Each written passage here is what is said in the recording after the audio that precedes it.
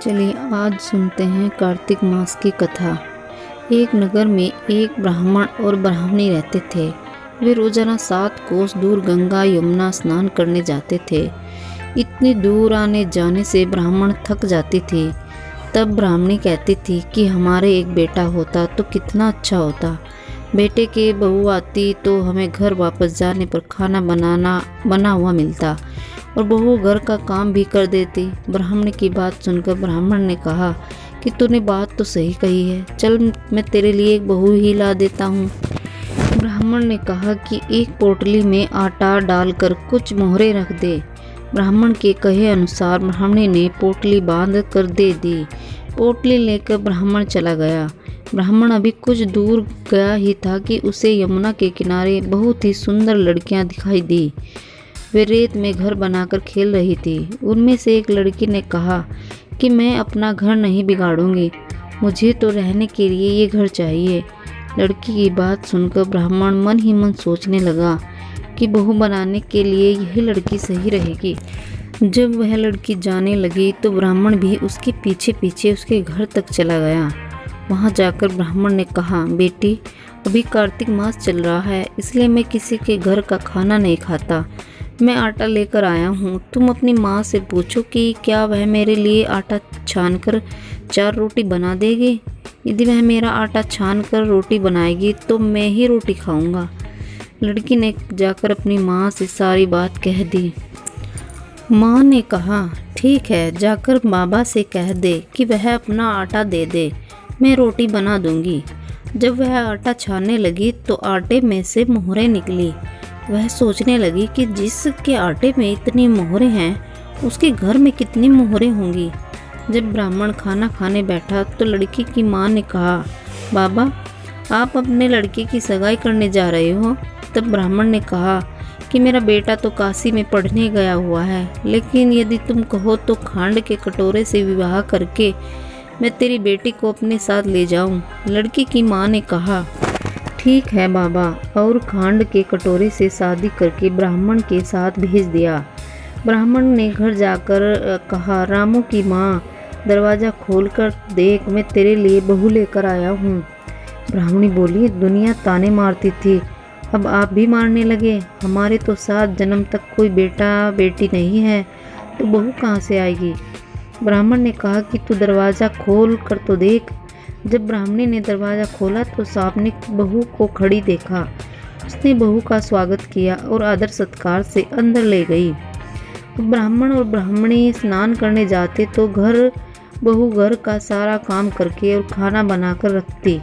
वह उनके कपड़े धोती और रात को पैर भी दबाती। इस तरह काफ़ी समय बीत गया।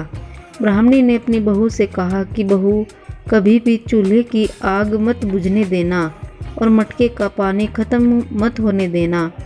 एक दिन चूल्हे की आग बुझ गई। तब बहू भागी भागी अपनी पड़ोसन के पास गई और कहा कि मेरे चूल्हे की आग बुझ गई है, मुझे थोड़ी आग चाहिए। मेरे सास ससुर सुबह 4 बजे से गए हुए हैं, वह थके हारे आएंगे, इसलिए मुझे उनके लिए खाना बनाना है। तब पड़ोसन ने कहा कि तू तो बावली है, तुझे यह दोनों मिलकर पागल बना रहे हैं, इनके कोई बेटा नहीं है। बहू ने कहा, नहीं ऐसा मत बोलो, इनका बेटा तो बनारस काशी में पढ़ने गया है। तो पड़ोसन ने कहा कि यह तुझे झूठ बोलकर लाए हैं, इनके कोई बेटा नहीं। अब बहू पड़ोसन की बातों में आ गई और कहने लगी कि अब आप ही बताओ मैं क्या करूं। पड़ोसन ने कहा कि करना क्या है, जब तुम्हारे सास ससुर आए तो जली फूकी रोटियां बना कर देना और बिना नमक की दाल बना कर देना। खीर की कड़छी दाल में और दाल की कड़छी खीर में डाल देना। वह पड़ोसन की सारी सीख लेकर अपने घर आ गई। जब उसके सास ससुर घर आए तो उसने ना तो उनका आदर सत्कार किया, ना ही उनके कपड़े धोए। जब उसने सास ससुर को खाना दिया तो सास बोली, बहू आज यह रोटियां जली फूकी क्यों हैं और दाल भी अलूनी है। तब बहू ने पलट कर जवाब दिया कि एक दिन ऐसा खाना खा लोगे तो कुछ बिगड़ नहीं जाएगा तुम्हारा। सास ससुर को खरी खोटी सुनाकर वह फिर से पड़ोसन के पास गई और बोला कि अब आगे क्या करना है। पड़ोसन ने कहा कि अब तुम 7 कोठों की चाबी मांग लेना। अगले दिन जब भी स्नान करने के लिए जाने लगे तो बहू अड़ गई। मुझे तो सातों कोठों की चाबी चाहिए। तब ससुर ने कहा कि इसे चाबी दे दो, आज नहीं तो कल इसे ही देनी है। तब सास ने बहू को चाबी दे दी। सास ससुर के जाने के बाद जब बहू ने दरवाजे खोले तो देखा कि किसी में अन्न भरा है, किसी में धन भरा है और किसी कोठे में बर्तन पड़े हैं। जब उसने सबसे ऊपर का 7वां कोठा खोला तो देखा कि शिवजी, पार्वती माता, गणेश जी, लक्ष्मी जी, पीपल पथवारी, कार्तिक के ठाकुर, राई, दामोदर, तुलसा जी का बिड़वा, यमुना, गंगा व 33 करोड़ देवी देवता विराजमान है।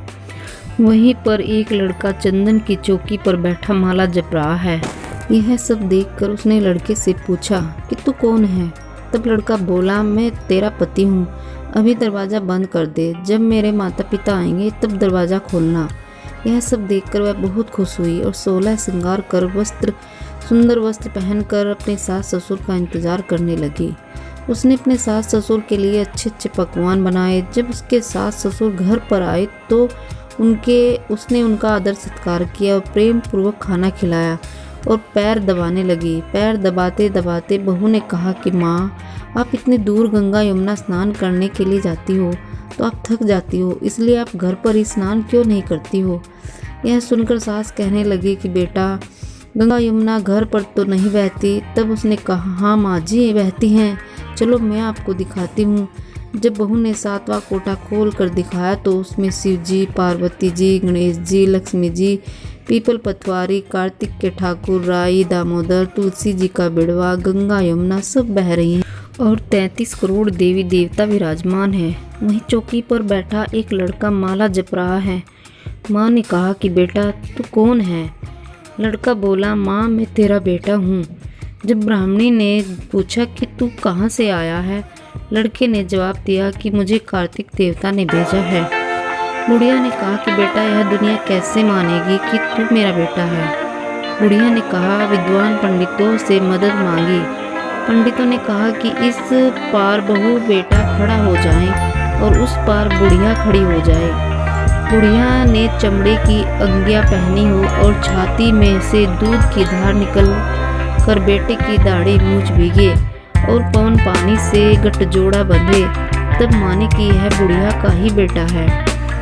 उसने कहा उसने ऐसा ही किया। चमड़े की अंगियां फट गई और छाती में से दूध की धार निकलकर बेटे की दाढ़ी मूंछ भीग गई।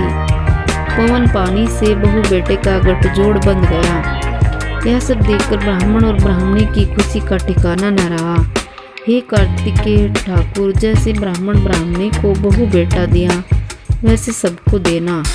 कार्तिक मास की कथा कहने, सुनने और हुंकार भरने वाले सब पर कृपा करना।